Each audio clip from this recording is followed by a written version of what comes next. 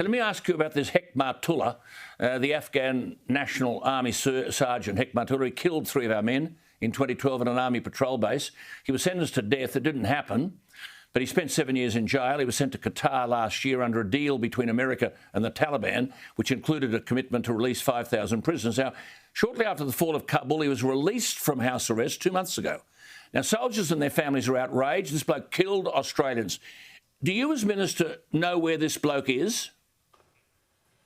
Well, a couple of points. I mean, firstly, we had made endless submissions and requests of the United States that this individual is, HEKMATULLAH is the face of evil, that he remain incarcerated. And that was our very strong request to the Americans. And this goes back to under President Trump's time. We weren't successful in those applications that we made. And HEKMATULLAH, as part of that arrangement, as you say, a peace deal, trying to broker peace at the time, was released. Now, does Australia know where he is? Does Australia know where he is? Well, I'm just not going to comment on that, Alan, because there's obviously engagement with the US in relation to targets and strikes that take place. All of that is not something that you would expect me to comment on publicly. And he's a person of interest to the United States and to us.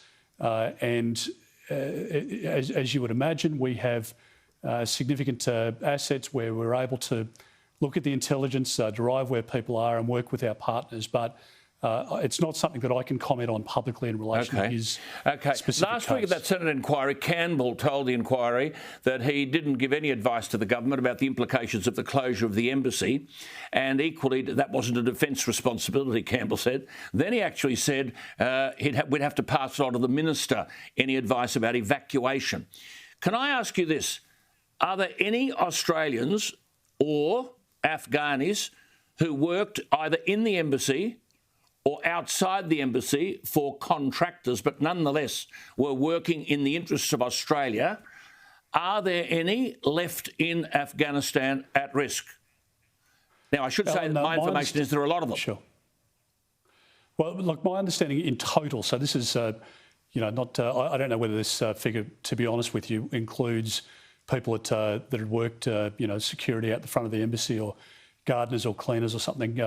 But my understanding, the latest figure that I had seen from DFAT was that the number was just short of 300. That included citizens and some people who had entitlements to a visa who either were making their way to the Pakistan who are still border. There. Some had made it out. Others, and some have chosen to stay there. I'll just make this quick point, though, in relation to people. There are some people who provided significant support to us, Alan, who saved Australian lives.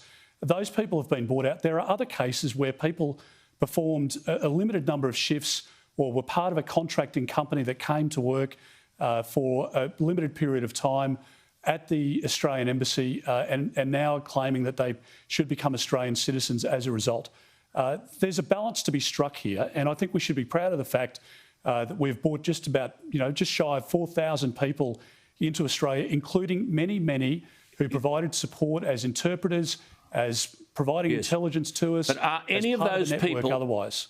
That's right. But Peter, are any of those people still who are known to have worked for Australia, whether they were in the embassy or outside the embassy, are any of those people, to your knowledge, still in Afghanistan?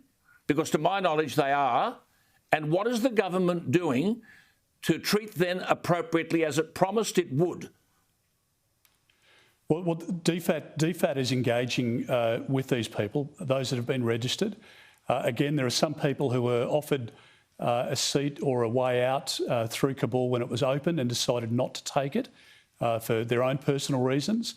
There are others that have made it to Pakistan, to the border, and there are others that DFAT's working with at the moment to try and make good their escape, as it were, or help them get to safety and evacuate them out. So there are live cases that they're dealing with as we speak, but that's an effort that's underway by DFAT